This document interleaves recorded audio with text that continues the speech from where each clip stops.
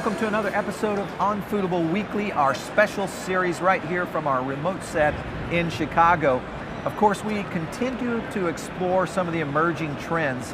One that we are really interested in is the emerging trends in technology. Now, technology is driving our space in a big way, all the way back to social media's inception in the mid-2000s to where we are today, which is a lot more smart technology for customers. I've got Frank Klein with Asian Box and Nicole Abraham with Luna Grill, both California brands, so welcome to the show.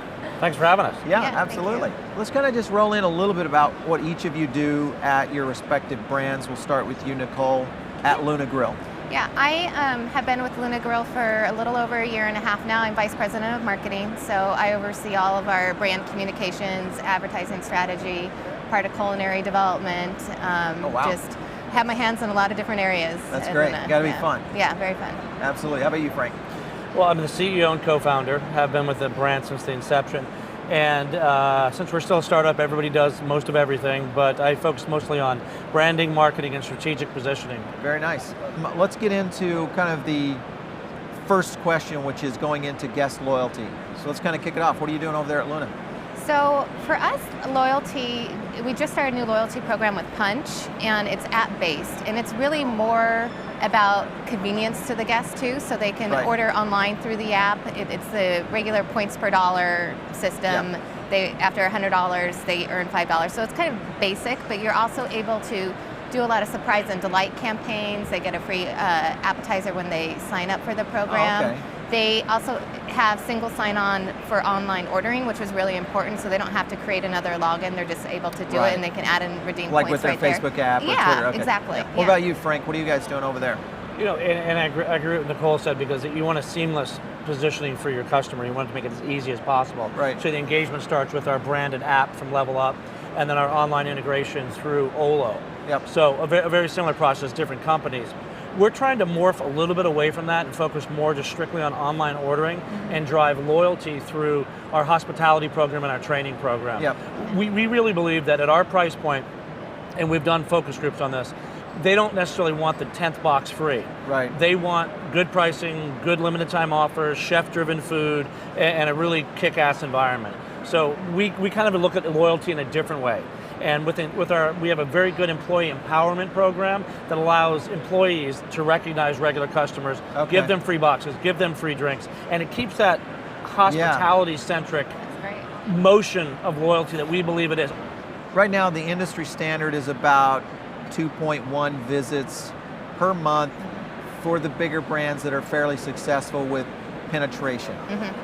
When you look at a great guest environment for Luna Grill or for Asian Box, how many visits a month do you think that's a brand advocate of my brand?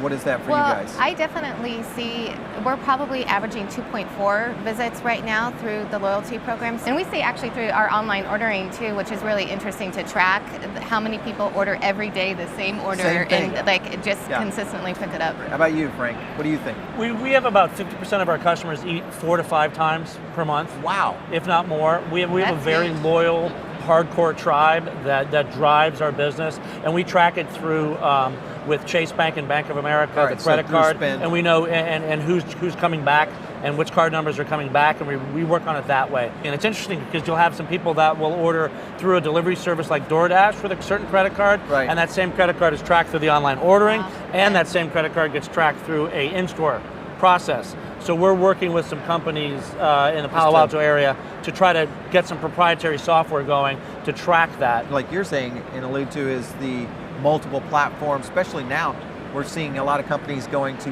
multiple tablets. I talked to an operator yesterday where you had the Uber Eats, you had E24, City Eats. So you had all these different ones that they're running. See, we're trying to stay away from that because I think that's a rabbit hole a lot of businesses are going down, is by having 5 iPads next to their POS system.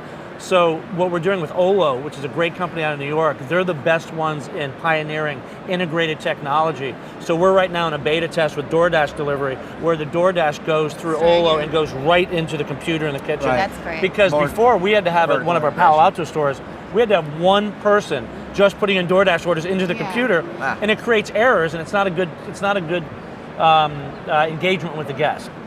How are you guys dealing with kind of the new voice of these consumers using social for customer service. It becomes the new communication pipeline, it appears, both on Facebook, Twitter especially. Where are you guys going with that?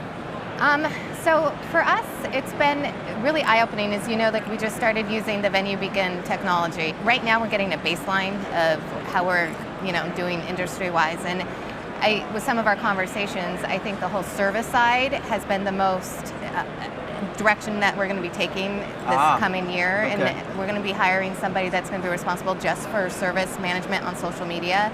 And then we'll have somebody else that's dedicated to that content creation.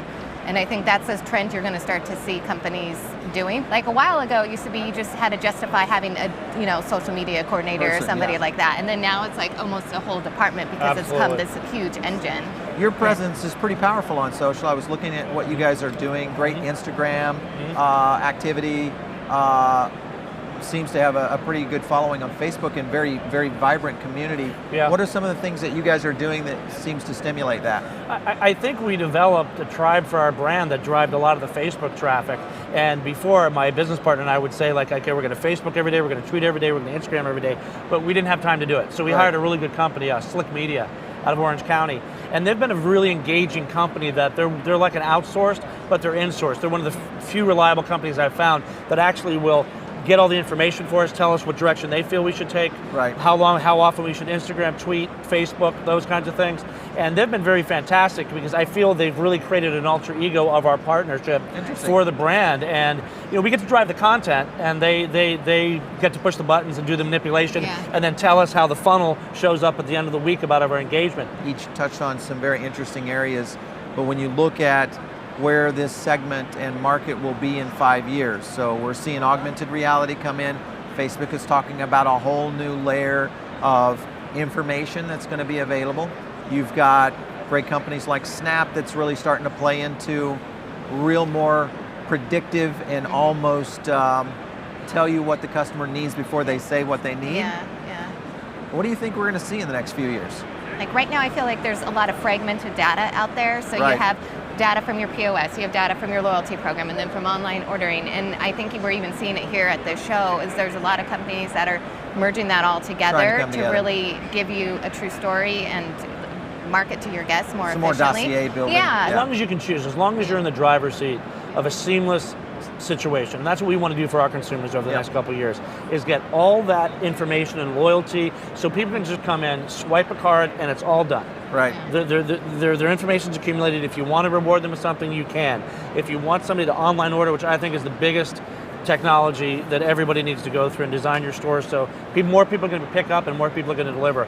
I don't think that trend's going away, and more seamless the technology can catch up to make it for the consumer and easier, the 1-2 push button, because it'll all happen. It'll be loyalty, it'll be checklists for your stores, it'll be your inventory, it'll be your product mix, it'll be this beautiful dashboard that somebody's going to create that every restaurateur can wake up and say, everything at my fingertips. Thank you so much for stopping in today. We appreciate it. We'll sign off here. It's fun. Thanks, Paul. Absolutely.